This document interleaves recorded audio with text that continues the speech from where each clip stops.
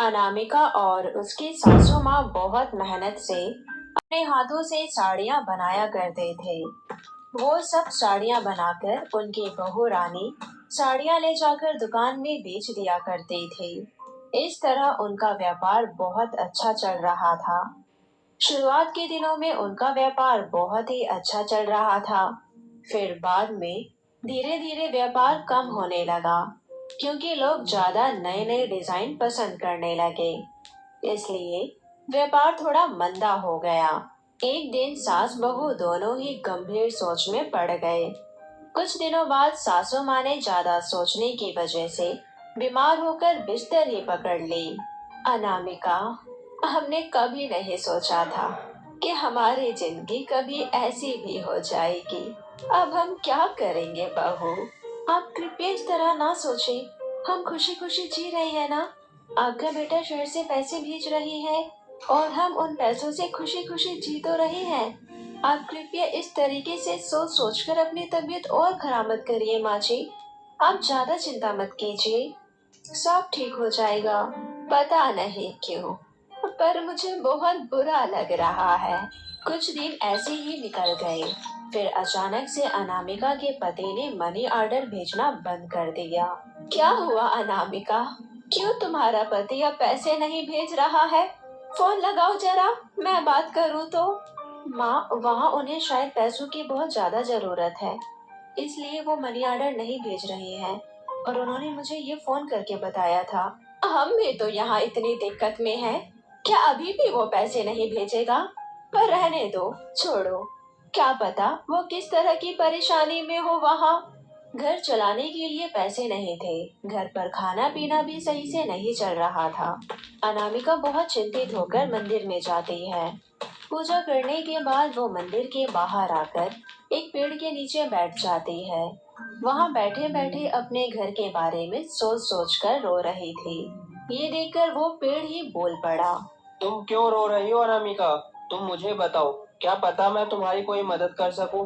पेड़ को बात करते हुए देखकर अनामिका बहुत डर गई और वहां से भागने लगी। ऐश्वर्या को भागते हुए देखकर पेड़ बोलता है, अरे तुम मुझसे डरकर क्यों भाग रही हो? मैं तुम्हें कोई नुकसान नहीं पहुंचाऊंगा।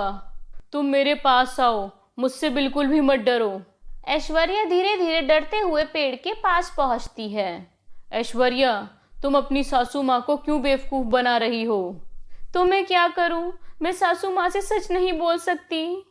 अच्छा, तो तुम ये बात अपनी सासू माँ को बताने से डर रही हो कि तुम्हारे पति अब मर चुके हैं, और अगर ये बात तुम्हारी सासू माँ को पता चल गई तो शायद वे भी मर जाएंगी, इसलिए तुम उन्हें नहीं बताना चाह रही हो। और मुझे ये भी पता है कि तुम ही अपने पति के नाम से पैसे कोरियर करवा रही हो, पर अब तो तुम्हारे पास भी पैसे नहीं हैं, तुम्हारे पास पैसे खत्म हो गए हैं। अब तुम क्या करोगी? हाँ हाँ, आप जो भी बोल रहे हैं सब सच है, लेकिन आपको ये सब बातें पता कैसे चली? ऐश्वर्या, मैं एक जादुई पेड़ हूँ, इसलिए मुझे सब कुछ पता है। अब तो तुम्हारा व्यापार भी सही से नहीं चल रहा है, इसलिए मैं तुम्हारी मदद करना चाहता हूँ। मैं तुम्हारे लिए वैसी ही साड़ियाँ बनाऊंगा जैसी कि ग्राहकों को पसंद है, और तुम उनको बाजार में बेचकर पैसा कमा सकती हो। पलक झपकते ही उस पेड़ ने ऐश्वर्या को बहुत सुंदर सुंदर और नए डिजाइन की साड़ियाँ बना कर दी। इतनी सुंदर सुंदर साड़ियाँ देखकर ऐश्वर्या आश्चर्यचकित रह गई। हे भगवान, कितनी खूबसूरत साड़ियाँ हैं। मैंने आज तक इतनी खूबसूरत साड़ियाँ कभी भी नहीं देखी। ऐश्वर्या उन साड़ियों को इकट्ठा करके अपने साथ ले जाती है। वह उन सभी साड़ियों को लेकर एक बहुत बड़े शोरूम में जाती है। साड़ियाँ देखकर दुकानदार बोलता है, ऐश्वर्या, क्या तुमने इन सब साड़ियों को डिजाइन किया है? ये साड़ियाँ तो बहुत ज्यादा खूबसूरत हैं। ऐसी ही साड़ियों के बारे में मैं तुमसे कह रहा था इतने दिनों से। साड़ियों पर ये काम बहुत अच्छा और सुंदर है।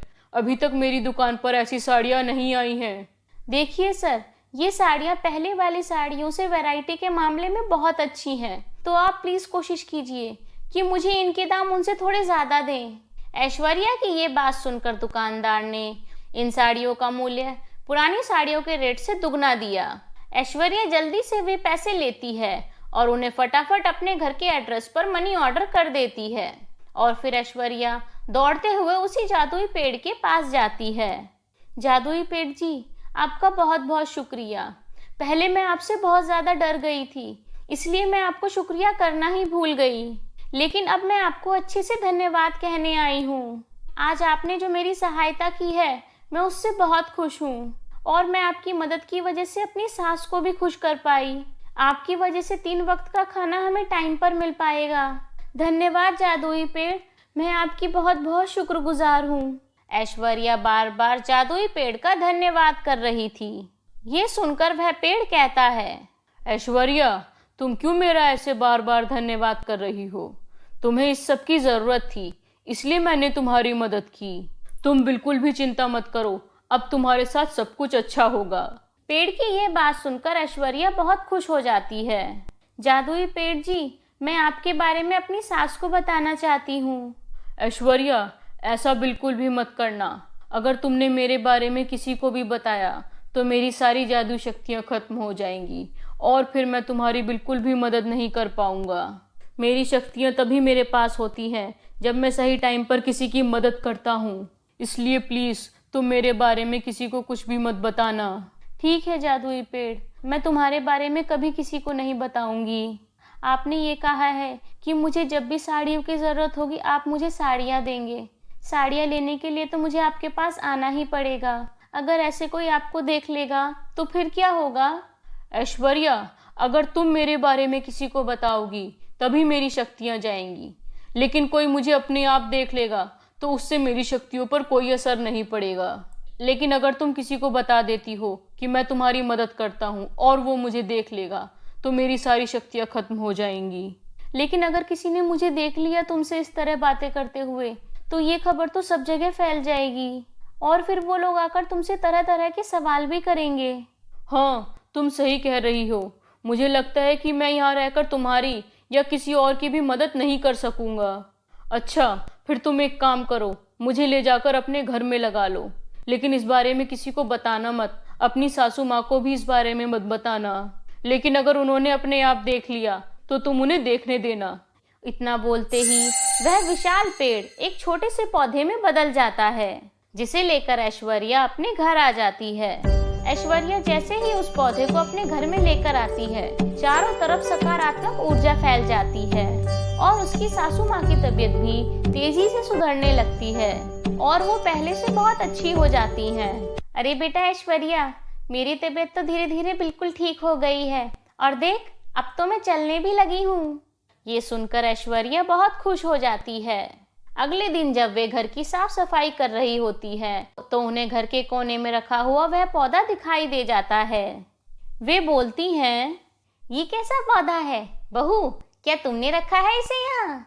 हाँ सासू माँ, ये बहुत ही अच्छा और प्यारा पौधा है। मैंने ही इसे यहाँ पर रखा है और इसकी वजह से देखो आप कितनी जल्दी ठीक हो गई हो। बेटा तुमने बिल्कुल सही कहा, ये पौधा बहुत शुभ है। इसके आते ही मैं ठीक हो गई। जब से ये पौधा घर पर आया है तब से सब कुछ अच्छा ही हो रहा है। सासू माँ और ऐश्वर्या बातें ही कर रहे थे कि तभी उनके घर पर एक मनी ऑर्डर आता है। तुमने एकदम सही कहा ऐश्वर्या, ये पौधा तो बहुत ज़्यादा शुभ है। देखो तो अब मेरे बेटे ने भी मुझे मनी ऑर्डर फिर से भेजना शुरू कर दिया।